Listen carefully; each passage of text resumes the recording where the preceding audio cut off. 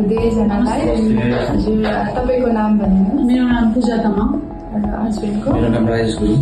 हजुर तपाईहरु कति आउनु भएको हामी कालिम्पोङ कालिम्पोङको हजुर तपाईहरुको बिहे भएको कति वर्ष भयो 6 years 6 years भयो नि 6 year दिनको फर्स्ट टाइम होला ट्रिटमेन्ट फर्स्ट टाइम हजुर र फर्स्ट एटेम्पमै तपाईहरु प्रेग्नेन्सी आयो नि हजुर तपाईको डाक्टरको नाम मेरो पिके रोय डाक्टर प्रसन्नजित कुमार रोय हुनुहुन्छ नि हजुर र तपाईहरुको यहाँको ट्रिटमेन्ट अहिले त प्रेग्नेन्ट हुनुहुन्छ कुन चाहिँ विक चल्दैछ तपाईको मेरो 3 month चाहिँ कम्प्लिट भइसक्यो 3 months कम्प्लिट भइसक्यो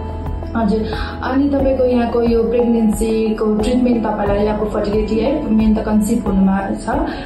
तपाईको ट्रिटमेन्टको यो जर्नी कस्तो थियो र कतिको अब राम्रो भएर गयो स्मुथ गयो हजुर अब हामी फर्स्ट टाइम आउँदाखेरि चाहिँ अब आइडिएफ भन्दा जति हो होइन फर्स्टमा त हुन्छ फाइनेन्सको अन्त मैले त्यो म आउँदाखेरि चाहिँ बिन्दा म्याम हुनुहुन्थ्यो अन्त त्यति बेला चाहिँ म्यामलाई सोधेँ अन्त हामी चाहिँ नर्मली पहिला कन्ज्युम गर्ने ट्राई गरेको थियो भएन अन्त माथि कालिम्पोङमा 2-3 जना डक्टरहरूले चेन्ज गर्यो गाइनोकोलोजिस्टलाई देखाउँदा अन्त मेरो चाहिँ सिस्टको प्रब्लम भयो अन्त माथिबाट होइन हस्बेन्डसँग टाइम स्पेन्ड गर्नुपर्छ भन्नु थियो मेरो हस्बेन्ड त अब्रोडमा काम गर्नुहुन्थ्यो त्यो भएर चाहिँ हाम्रो खालि 1 monthहरू मात्रै टाइम छुट्याउनुहुन्थ्यो अन्त त्यति बेला चाहिँ मेरो अब त्यति बेला त्यो सिस्टको प्रब्लमले गर्दा चाहिँ कन्सिभ हुन नसकेको रहेछ त्यहाँदेखि चाहिँ मैले नै त्यहाँ डक्टरलाई भने सर हाम्रो पुरा प्रब्लम हुँदैछ लेट भइसक्यो विशेष गरी अब आफ्नो एज अन्त सरलाई भन्दाखेरि चाहिँ तिमी तल गयो भने मैले सर तपाईँको नजरमा चाहिँ को अब होइन तपाईँलाई थाहा हुन्छ कहाँ गयो भने चाहिँ राम्रो हुन्छ भनिदिनुहोस् न भन्छ तिमी तल गयो भने आइभेक्स भन्छ कि आइवाई गऱ्यो भने चाहिँ न्यू लाइफमा जानु पिके रोयको नम्बर दिन्छु भन्नुभएको थियो अन्त हामी जब सिधै माथिबाट डक्टरले दिनुभयो अन्त सिधै हामी यहाँ आयौँ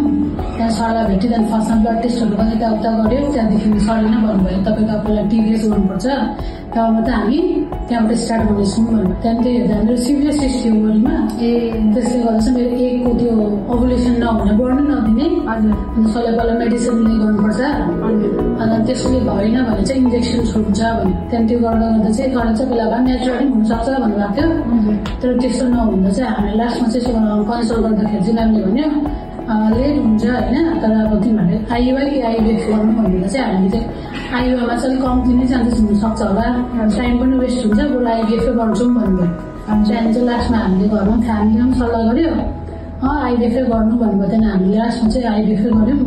त्यहाँदेखि बिस्तारै बिस्तारै हामीले पैसाको विषयमा पनि सोध्यौँ होइन त्यहाँदेखि अब हुन त आफूले सोचेको भन्दा बेसी नै हुन्छ तर अब आफूले अब यहाँको जति पनि दबाई पानी त्यो गरेर चाहिँ आफूलाई राम्रो भयो अब फर्स्ट एटेम्पमै राम्रो भयो किनभने कतिजना त्यस्तो हुँदैन अन्त फर्स्टमै राम्रो भयो अन्त राम्रो लाग्यो मलाई चाहिँ हजुर अन्त भनेपछि तपाईँको हस्बेन्ड अब्रोडमै हुँदै तपाईँको ट्रिटमेन्ट भएको नि हजुर अब्रोडमा चाहिँ होइन आएर चाहिँ हामी हजुर त्यहाँदेखि माथि डक्टरले भन्यौँ अब चाहिँ अब किनभने ढिलो भइसक्यो भन्दा सरलाई हामी यहाँ पठाउनु भएको थियो त्यहाँदेखि यहाँबाट सुरु भएको अन्त हस्बेन्डले चाहिँ बाहिर अहिलेसम्म जानुभएको थिएन त्यसको लागि अन्त भनेपछि तपाईँ अब डक्टरलाई चाहिँ के भन्न चाहनुहुन्छ होइन तपाईँको अब ट्रिटमेन्ट यस्तो भयो होइन राम्रो भएर स्मुथ भएर गयो डक्टरको लागि के भन्न चाहनुहुन्छ हजुर अब फर्स्टमा त हामीलाई सरलाई सोधिदियौँ 100% त डक्टरले सोध्नुभएको थियो नि त अब भनौँ भने भगवान् त होइन तर हामी त त्यस्तो गर्दै पोजिटिभै ल्याउने ट्राई गर्छु होइन हामी त्यस्तो उयो त गर्दैनौँ भने त हामीलाई डाउट चाहिँ लाग्थ्यो अब कतिजनाको हुन्छ नि त्यहाँ पेसेन्टहरू उनीहरूको भित्र केको प्रब्लम हुन्थ्यो तर सबैको मेरो भएन फेल भयो भन्थ्यो आफ्नो यस्तो पैसा गइरहेको छ होइन हस्पिटल तर नेगेटिभ पनि आउने माइन्डमा तर होइन आफू चाहिँ पोजिटिभै बस्नु पर्दो रहेछ त्यहाँदेखि डक्टरलाई चाहिँ एकदम थ्याङ्क यू एकदम के अरे अब हृदयबाट धन्यवाद भन्न चाहन्छु है आफूले अब अहिले लाइफमा सबसे ठुलो कुरा अहिले सोचेर चाहिँ फर्स्टमै अब राम्रो भयो सरलाई त एकदम भेरी भेरी थ्याङ्क यू हुन्छ thank you so much congratulations तपाईँहरू दुवैजनालाई हुन्छ